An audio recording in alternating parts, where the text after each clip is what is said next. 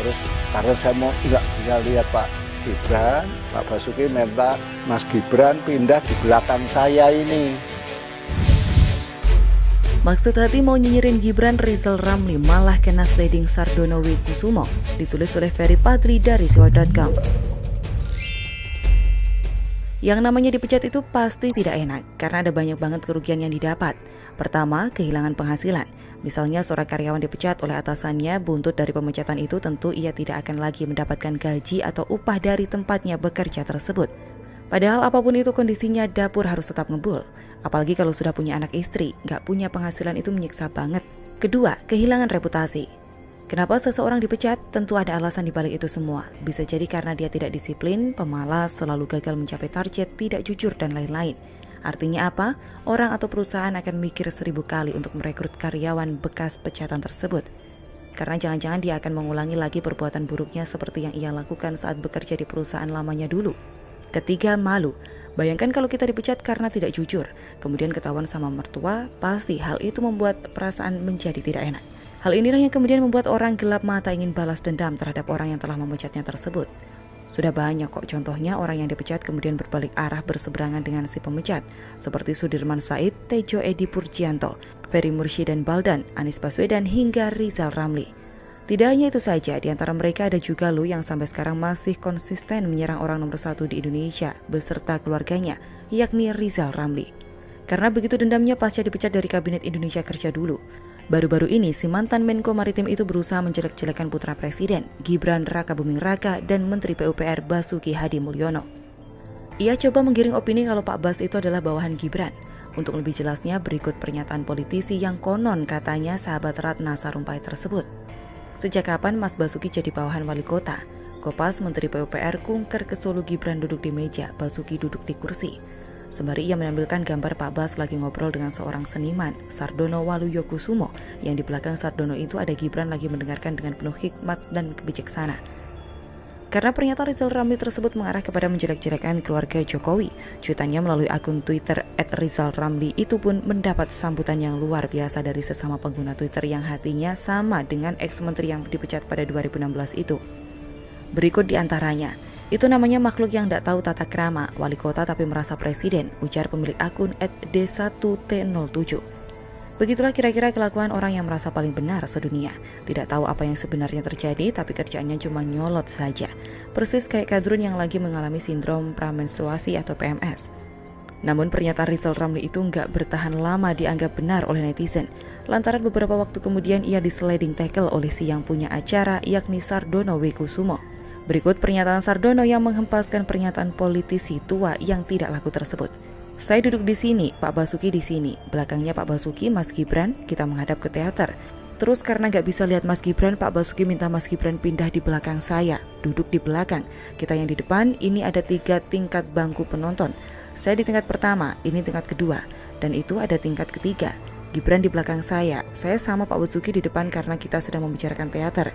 Jadi ini sebenarnya bangku penonton, tidak ada meja, tidak ada kursi. Bangku seperti di stadion, di teater itu.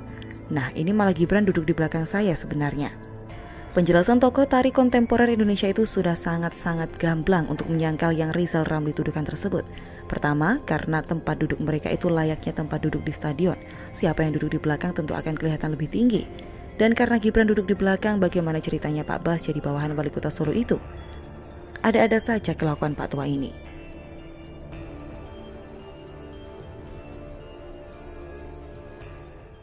Banyak sekali yang kecewa atas kepemimpinan Demokrat, kecuali si Andi Arief, Rahlan, dan berbagai elit gampangan lainnya. Muldoko adalah kunci dari keselamatan Demokrat.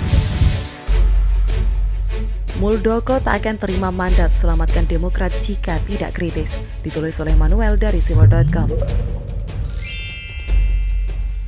Melihat Muldoko, saya melihat sosok yang tidak oportunis. Dia bukan sosok yang tipenya mencari kesempatan dalam kesempitan.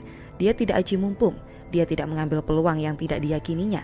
Dia juga tidak akan membunuh karir bisnis anaknya untuk berpolitik dan kalah. Kalau dia tidak merasa Demokrat hancur, dia pasti akan santai saja menikmati jabatannya dan menjalankan tugas kenegaraannya di KSP. Tapi kenapa dia harus memilih untuk menerima dirinya didaulat sebagai ketum Demokrat? Karena dia melihat Demokrat sedang kritis. Muldoko, sosok yang penuh dengan perhitungan.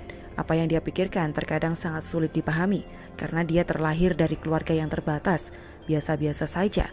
Namun nasib baik dan kerja keras didukung dengan ridho dari Tuhan membuat dia bisa berkarir di militer. Masuk sebagai tentara muda, dia konsisten. Sabta marga diyakininya dan dijalankannya dengan teguh. Akhirnya dia pun didaulat menjadi Panglima TNI, menjadi Panglima tertinggi dari para kaum tentara dan pejuang-pejuang NKRI. Jabatannya yang sangat tinggi tidak membuat dirinya lupa daratan. Konsistensinya dalam membela NKRI sangat kuat dan tunduk kepada arahan presiden yang saat itu merupakan panglima tertinggi di NKRI sebagai jenderal, tentara, dan ayah yang ingin negaranya, rakyatnya, dan keluarganya aman.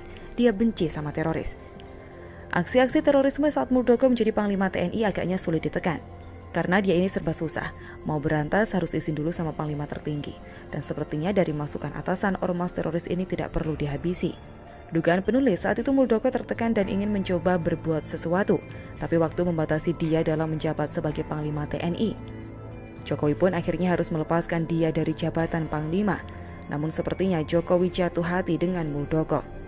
Ditetapkanlah Muldoko sebagai Kepala Kantor Staf Presiden. Dia menengahi setiap birokrasi di tubuh pemerintahan pusat eksekutif.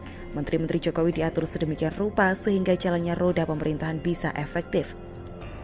Muldoko adalah sosok kalkulator dan dia menghitung segala peluang agar negara ini aman-aman saja. Modalnya sebagai mantan Panglima juga sangat tinggi. Dia menjadikan negara ini lebih baik dari sebelumnya.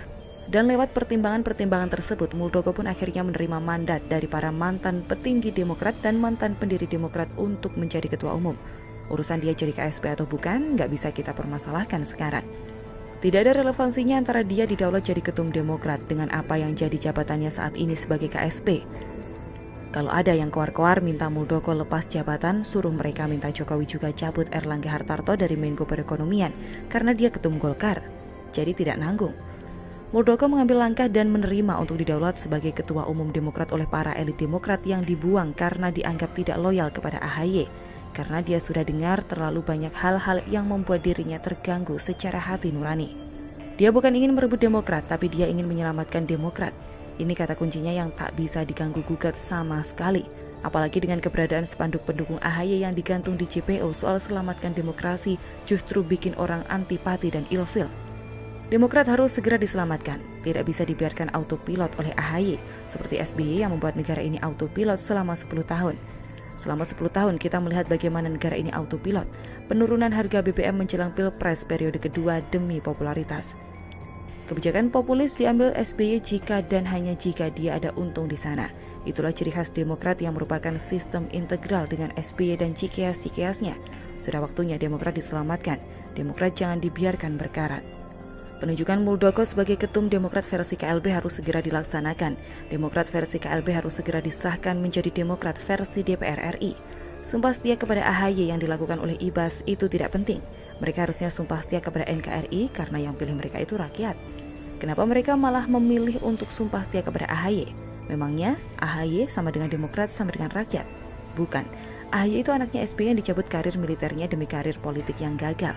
Dan seorang ayah yang kasihan karir anaknya rusak diberikan mainan dan kursi ketum Demokrat. Itu pun gagal membuat Demokrat utuh. Banyak sekali yang kecewa atas kepemimpinan Demokrat, kecuali si Andi Arief, Rahlan, dan berbagai elit gampangan lainnya. Muldoko adalah kunci dari keselamatan Demokrat.